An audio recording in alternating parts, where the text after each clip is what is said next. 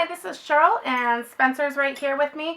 We're going to be doing one more review today, and the review I'm going to be doing is actually the Freedom No Pull harness. Spencer, down here.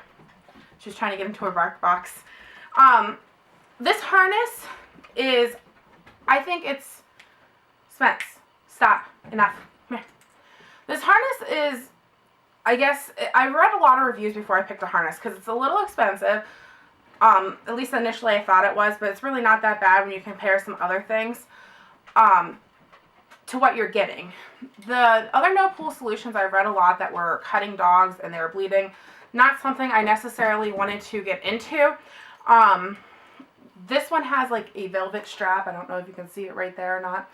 I went ahead and ordered it from a company that did the custom color, so she has a hot pink one.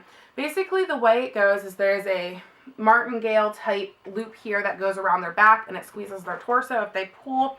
You also have a front connector, that way you can have 2 purchase points if you need to.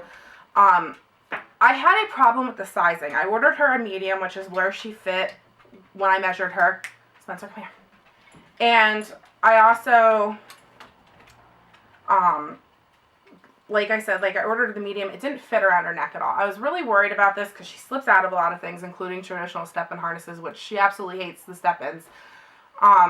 So I went ahead and I called the company with their recommendations through their Facebook page. And they were really nice to me, and they said if I sent them a $6 check and sent the harness back, that they would do a custom hybrid harness, which is what I have here. Apparently the top part is a small size. The bottom, and this part's a small size, and then this bottom part here is a medium. Along with that, I also got their training leash, which has 2 points here. These are very heavy duty buckles. I'll show you how this looks if I can get her to cooperate here. Come here. Come here. There you go. She's still getting used to it. She does enter this one a lot better than other harnesses. I'm going to try to get her in the camera view here. Basically, that first part just slips over her head. I'm not sure if you saw that at all in the camera. But this loop just slips over her head. This is where the martingale loop is. And then this part goes directly behind her. And there's always at least 2 fingers. And there's a point here. Now, for the actual, no pull, they said that you can put, for a 3.5-foot leash, both clamps back on here. And this will work as no pull. Or, which is what we do, you put one in the front, one in the back. I do find that, when we went to Petco, she still pulled quite a bit. It didn't really stop her or discourage her at all. Sometimes she turned around, sometimes she didn't, but she's still kind of a fearful dog, so I kind of let her go. She does sometimes act like she's still choking. She's only done that twice, whereas on our other stuff, though, she's done it a lot worse. Like I said, it's a 3.5-foot leash. Now, if I wanted just a 5-foot leash, this easily converts to 5 feet by just clipping it right here and then making it go down. Or the other way they say you can wear this, if you don't want to wear it right here is the 3.5-foot, is you can also clip it to the collar. I don't do that personally because she slips out of, like I said, everything, and I don't want to risk losing her collar and her harness at the same time.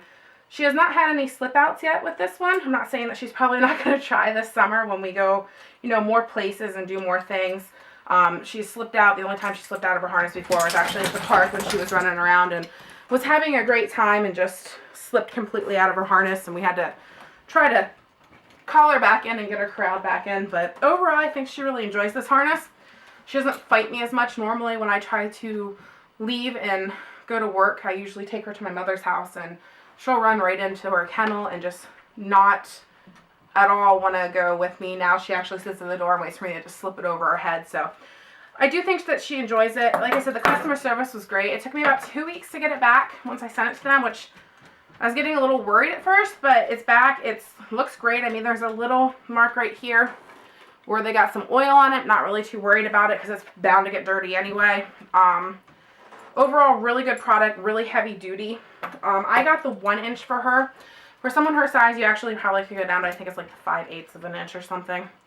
Because the buckles here are really heavy. The hardware on this thing is quite heavy. So I probably could have got away with just a little bit shorter for her. Overall, I'm happy with the purchase. I'll put a link below where you can get it, where I bought it from if you'd like, along with the original manufacturer site, and the price that I paid and the price it is now. So definitely a good recommendation if you're looking for an alternative to, what is it, the Easy Walk, I believe it is. Definitely, she just totally wants the rest of her treats from her backpack, don't you? Don't you, baby? So I hope you enjoyed this video about the Freedom Harness. If you have any questions, feel free to put them below.